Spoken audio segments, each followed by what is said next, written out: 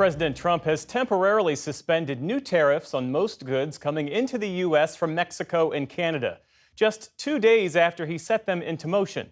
The delay gives both countries a 1 month reprieve on products traded under the U.S. Mexico Canada agreement. That's the trading agreement that replaced NAFTA under the last Trump administration. Yesterday, the president granted a similar pause for automakers. But the beginnings of what seems to be a trade war and the sudden swings in policy are rattling investors and markets. The three major stock indices in the U.S. fell again today. To help sort through all of this, we're joined now by Mark Zandi, chief economist at Moody's. Welcome back to the NewsHour. So the nation's trade policy changed hour by hour today. What's your reaction to this month-long delay and why you think President Trump issued it? It's not well. The on again, off again tariffs, Jeff, are a problem for businesses. They're trying to get their minds around what all this means. Tariffs on which countries, which products, which companies, how long. All the uncertainty is just creating all kinds of havoc for businesses in their hiring and investment decisions. And another month delay, okay, but just one more thing to worry about and consider and to try to take in. And then what happens a month from now? I'm sure all business people are asking themselves that question. So not until we get clarity around the tariffs, exactly how high they're going to be and on which countries, which products. I think businesses are going to sit on their hands. They may not cut back, they may not fire people, they may not reduce investment. That would be a recession, but they certainly will be much more cautious, and that obviously puts the economy at risk. And that's what the stock market's saying. The stock market's saying, hey, this is really bad for business. Well, yeah, retail sales are down, as are manufacturing sales, manufacturing production, real consumer spending, consumer confidence. What are the risks of this uncertainty to the American public?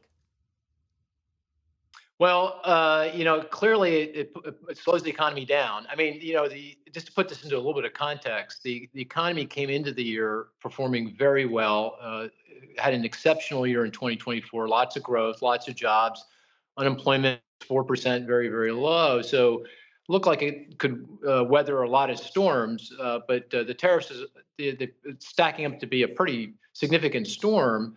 And if it continues to rage, if we don't see some clarity here pretty soon, within weeks, I think businesses are going to start pulling back. We are going to start to see job loss. We potentially could suffer a recession. Now, in President Trump's first term, we kind of sort of went down this path to a significant degree, and the president was very responsive to what he saw in the stock market. The stock market sold off. He was listening to business people, and he ultimately struck a deal with the Chinese. That's whom he imposed the tariffs on, and things cooled off. Life went on, and we made our way through. Hopefully, that's the same thing that happens here relatively soon, very soon. That he does decide to figure out how to strike a deal and cool things off, and get back to business. Because if he doesn't, if the administration doesn't do this, then we're going to be facing a recession, and that means job loss and lost income and lost wealth. Nobody wants that. Well, to your point, President Trump appears to be using these tariffs as a leverage point, as a negotiating tactic. From where you sit, has it been effective? Not so far. I mean, he's imposed tariffs on China. He's imposed tariffs on Canada and Mexico.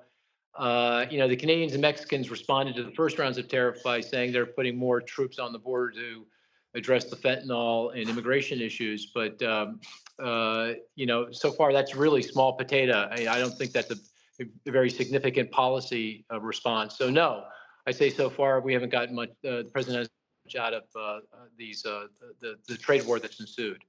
Mexico's president seems to be having more success in her talks with President Trump about all this than does the Prime Minister of Canada. Have you seen any differences, major differences in their strategies that would account for that? Well, maybe where they are in their tenures as leaders of their countries, right? I mean, Prime Minister Trudeau is at the end of his tenure as Prime Minister of Canada. May feel he has more latitude here to respond. He's not as fettered politically.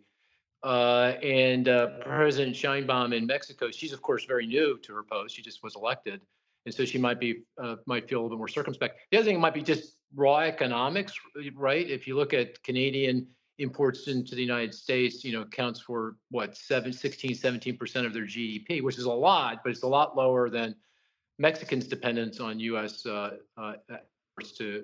Exports from Mexico to the U.S. That's closer to 25% of GDP. So that may also be playing a role. But this is important. I think leaders around the world who are waiting for tariffs on their own economies are looking at this and seeing what the Canadians are doing, what the Mexicans are doing, and trying to learn some lessons from that. Mark Zandi, chief economist at Moody's. Thanks again for being with us. Sure thing.